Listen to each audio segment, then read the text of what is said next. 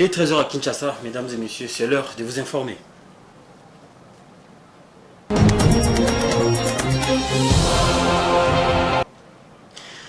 Comme annoncé, c'est ce lundi que les candidats présidents de la République qui rencontrent déjà le président de la Commission électorale nationale indépendante CENI en sigle Denis Kadima à l'occasion des cadres des concertations qu'organise la centrale électorale avec les parties prenantes. Les premières images devenues virales sur les réseaux sociaux montrent l'entrée des candidats, mais aussi cette accolade entre Félix Tshisekedi et Martin Fayulu dans la salle où se tient la rencontre.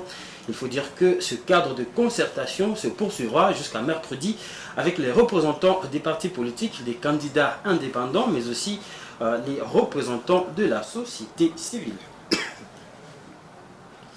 Et puis dans l'actualité, le président de la République qui va prononcer son traditionnel discours sur l'état de la nation devant l'Assemblée nationale et le Sénat réunis en congrès ce mardi 14 novembre 2023 au Palais du Peuple. C'est un communiqué pris ce samedi par le rapporteur de la Chambre basse du Parlement appelant les députés nationaux à rehausser de leur présence à ce congrès qui l'atteste aussi. Il s'agit là du dernier discours du chef de l'État Félix Tshisekedi sur l'état de la nation pour ce premier quinquennat. Cette allocution interviendra à 5 jours justement du lancement officiel de la campagne électorale. Le président de la République, Félix Tshisekedi, a appelé à tous les services de l'État, autorités co-contractantes, à plus de responsabilités pour appliquer le principe de la transparence dans les passations des marchés publics en République démocratique du Congo. Il l'a dit au cours de la réunion du Conseil des ministres de ce vendredi 10 novembre 2023 qu'il a présidé en présentiel. Suivez le porte-parole du gouvernement, Patrick Mouyaya. Le troisième point de la communication du président de la République a porté sur la stricte application du principe de transparence dans les cas des pratiques de passation de marchés publics. Soucieux de garantir la transparence dans l'attribution des marchés publics, le président de la République a reconnu qu'en dépit des réformes menées dans ces secteurs, l'expérience de ces dernières années montre à suffisance que les recours aux procédures dérogatoires continuent à occuper une place importante. Il en est de même des difficultés persistantes que les prestataires et autres fournisseurs rencontrent pour bénéficier du paiement de leurs factures dans le délai requis. Le président de la République en a appelé à tous et à chacun membre du gouvernement, en leur qualité d'autorité contractante et des responsables des services intervenant dans les processus de passation du marché public, à un sens élevé des responsabilités, d'intégrité, des rigueurs pour combattre plus énergiquement la corruption, les favoritismes et toutes les antivaleurs dans les marchés publics. C'est à ces prix, et seulement à ces prix-là a-t-il insisté, que nous allons faire de notre système national de passation de marchés publics un véritable outil de développement de notre pays.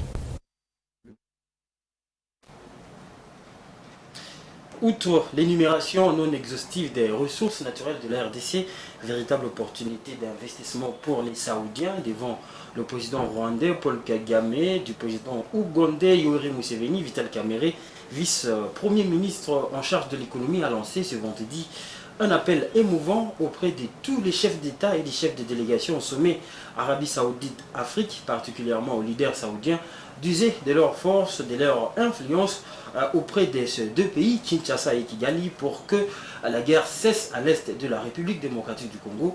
La suite dans cet extrait choisi par Dieudonné Bonali.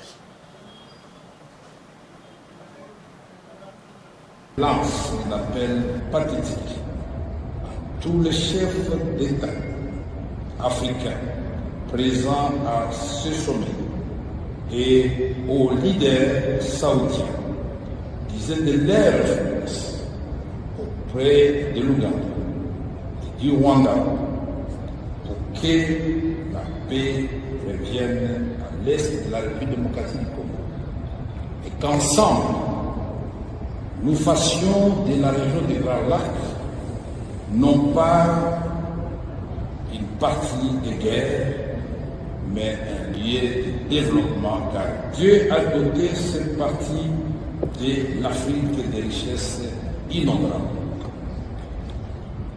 Les populations de Massissi et de Rutshuru qui nous suivent à partir de Yad seront très heureuses de voir enfin et poindre à l'horizon. Dans cette guerre, ni le Rwanda, ni l'Ouganda, ni la République démocratique du Congo n'en sortira vainqueur. Nous ne compterons que de morts, malheureusement, et c'est ça qui fait reculer l'Afrique. Comme je l'ai dit hier à la tribune de Reuters à New York, prenons l'exemple ici de la France et l'Allemagne, qui étaient des belligérants redoutables, aujourd'hui devenus des complices. Et on parle maintenant du couple franco-allemand au sein de l'Union européenne qui œuvrent non pas pour rendre la guerre possible, mais pour œuvrer pour le développement de l'Europe. Africains, réveillons-nous et aimons l'Afrique avec la volonté de toutes les parties. C'est possible. L'Afrique ne peut plus continuer à déstabiliser l'Afrique. C'est contraire à la volonté des pères de nos indépendances.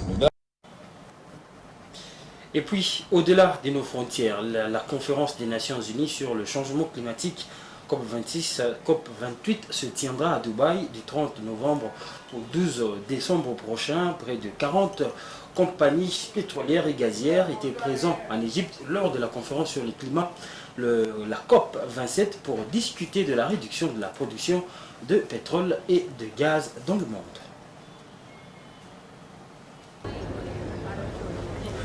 La conférence des Nations Unies sur le changement climatique COP28 se tiendra à Dubaï à la fin du mois de novembre. Près de 40 compagnies pétrolières et gazières étaient présentes en Égypte lors de la conférence sur le climat, la COP27, pour discuter de la réduction de la production de pétrole et de gaz dans le monde. Détail non négligeable, Sultan Al-Jaber, le président de la COP28, qui aura lieu du 30 novembre au 12 décembre, et aussi les patrons de la compagnie pétro-gazière Emirati ADNOC. L'agence de presse Associated Press a examiné les investissements de ces entreprises dans les énergies vertes ainsi que les priorités énoncées dans les rapports annuels. Elle doute que les compagnies pétrolières et gazières soient réellement engagées dans une transition vers les énergies renouvelables. Les entreprises n'investissent que rarement, voire pas du tout, dans les technologies vertes.